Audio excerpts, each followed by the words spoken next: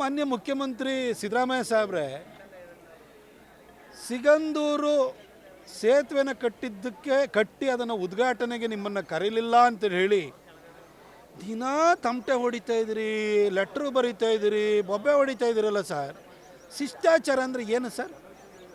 Sir, ನಿಮಗೆ ಅಲ್ಲಿನ MP ಆಗಿರುವಂಥ ರಾಘವೇಂದ್ರ ಅವ್ರು ಬಂದು ನಿಮಗೆ ಇನ್ವಿಟೇಷನ್ ಕೊಟ್ಟೋಗಿದ್ದಾರೆ, ಕೇಂದ್ರದಿಂದಲೂ ನಿಮಗೆ ಲೆಟ್ರನ್ನ ಬರೆದಿದ್ದಾರೆ.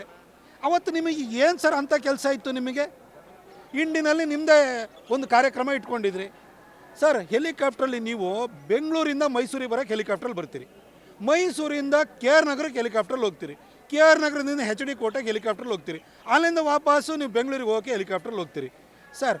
ಇಂಡಿಗೆ ಹೋಗಿ ಆ ಕಾರ್ಯಕ್ರಮ ಮುಗಿಸಿ ಅಥವಾ ಇಲ್ಲಿ ಸಿಗಂದೂರಿಗೆ ಹೋಗಿ ಕಾರ್ಯಕ್ರಮ ಮುಗಿಸಿ ಇಂಡಿಗೆ ಹೋಗ್ಬೋದಿತ್ತಲ್ಲ ಸರ್.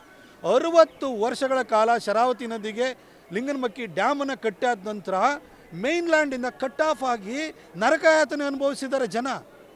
ಆ ಜನರ ಮುಖದಲ್ಲಿ ಒಂದು ಖುಷಿನ ಕೊಡಬೇಕು, ಅವ್ರಿಗೊಂದು ಸಂಪರ್ಕ ಸೇತುನ ಕೊಡಬೇಕು ಅಂತ ಯಡಿಯೂರಪ್ಪ ಸಾಹೇಬರು ಸತತ ಪ್ರಯತ್ನವನ್ನು ಮಾಡಿ 400 ಚಿಲ್ಲರೆ ಕೋಟಿ ರೂಪಾಯಿ ಕೇಂದ್ರ ಸರ್ಕಾರದ ಅನುದಾನವನ್ನು ತಂದು ಆ ಸೇತುವೆನ ಕಟ್ಟಿಸಿದ್ರು. ಹಾಗೆ ರಾಘವೇಂದ್ರ ಅವರು ಅದರ ಪರಿಶ್ರಮವನ್ನು ಪಟ್ಟು ಅದರ ಕಂಪ್ಲೀಟ್ ಮಾಡೋಂಗೆ ಮಾಡಿರು. ಆ ಜನರ ಖುಷಿ 60 ವರ್ಷದ ನಂತರ ನರಕಯಾತನೆಗೆ ಮುಕ್ತಿ ಸಿಗ್ತಾ ಇದೆಯಲ್ಲ, ಆ ಜನರ ಮುಖದಲ್ಲಿ ಒಂದು ಖುಷಿ ಕಾಣಬೇಕು ಅಂತ ನಿಮ್ಗೆ ಅನ್ನಿಸ್ತಿಲ್ವ ಸರ್? ಸರ್, ಇಲ್ಲಿ ಮೈಸೂರಿಗೆ ಯಾವುದ್ಯಾವುದೋ ಬೀಗ್ ರೂಟಿಗೆ ಬರ್ತೀರಲ್ಲ ಸರ್, ನೀವು ಎಲ್ಲೆಲ್ಲಿಗೆ ಹೋಗ್ತೀರಿ? ನಿಮ್ಗೆ ಅಲ್ಲೊಂದು ಸಿಗಂದೂರಿಗೆ ಅಲ್ಲೊಂದು ತಾಯಿ ಆಶೀರ್ವಾದನೂ ಪಡ್ಕೊಳ್ಬೋದು, ಆ ಜಾತ್ರೆನೂ ನೋಡ್ಬೋದಿತ್ತು, ಜನರ ಮುಖದಲ್ಲಿ ಖುಷಿನ ಕಾಣ್ಬೋದಿತ್ತು. ಅದಕ್ಕೂ ನೀವು ಶಿಷ್ಟಾಚಾರ ಅಂತ ಹೇಳ್ತೀರಿ. ಏನು ಸರ್ ಶಿಷ್ಟಾಚಾರ? ಮೈಸೂರು ರಿಂಗ್ ರೋಡನ್ನು ಕೇಂದ್ರ ಸರ್ಕಾರದ ಅನುದಾನದಲ್ಲಿ ನಾವು ಮಾಡಿದ್ದು. ಫಸ್ಟ್ ಟರ್ಮಲ್ಲಿ ನೀವು ಮುಖ್ಯಮಂತ್ರಿ ಆಗಿದ್ರಿ. ನಮ್ಮ ಪಾರ್ಲಿಮೆಂಟ್ ಸೆಷನ್ ನಡೀತಾ ಇರಬೇಕಾದ್ರೆ ಉದ್ಘಾಟನೆ ಇಟ್ಕೊಂಡ್ರಿ. ಆವತ್ತೂ ಕೂಡ ನಾನು ತಕರಾರು ಎತ್ತಿದೆ. ಆಗ ಶ್ರೀನಿವಾಸ್ ಪ್ರಸಾದ್ ಅವರು ಕೇಳ್ಕೊಂಡಿದ್ದಕ್ಕೋಸ್ಕರ ನಾನು ಸುಮ್ಮನೆ ಆದೆ.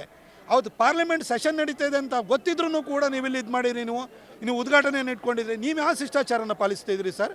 ಕೇಂದ್ರ ಸರ್ಕಾರ ಇವತ್ತು ಪ್ರತಿ ಪಂಚಾಯತಿಗೂ ಅನುದಾನವನ್ನು ಕೊಡುತ್ತೆ. ಇವತ್ತು ಜಲ್ ಜೀವನ್ ಮಿಷನ್ ದುಡ್ಡು ಕೊಡ್ತಾ ಇರೋದು ಕೇಂದ್ರ ಸರ್ಕಾರ, ಅಮೃತಲ್ಲಿ ದುಡ್ಡು ಕೊಡ್ತಾ ಇರೋದು ಕೇಂದ್ರ ಸರ್ಕಾರ, ಆವಾಸ್ ಯೋಜನೆಯಲ್ಲಿ ನಿಮ್ಮ ಮನೆ ಕಟ್ಸೋಕ್ಕೆ ದುಡ್ಡು ಕೊಡ್ತಾ ಇರೋದು ಕೇಂದ್ರ ಸರ್ಕಾರ. ಯಾವ ಕೇಂದ್ರದ ಸಚಿವರನ್ನ ಕರೆದುಬಿಟ್ಟು ನೀವು ಭೂಮಿ ಪೂಜೆ ಮಾಡ್ತಾಯಿದ್ರಿ? ಎಲ್ಲದಕ್ಕೂ ಕೂಡ ನೀವೇ ಹೋಗಿ ಭೂಮಿ ಪೂಜೆ ಮಾಡ್ತೀರಿ. ಯಾವ ಶಿಷ್ಟಾಚಾರನೂ ಪಾಲಿಸಲ್ಲ ನೀವು. ಈ ಥರ ಶಿಷ್ಟಾಚಾರ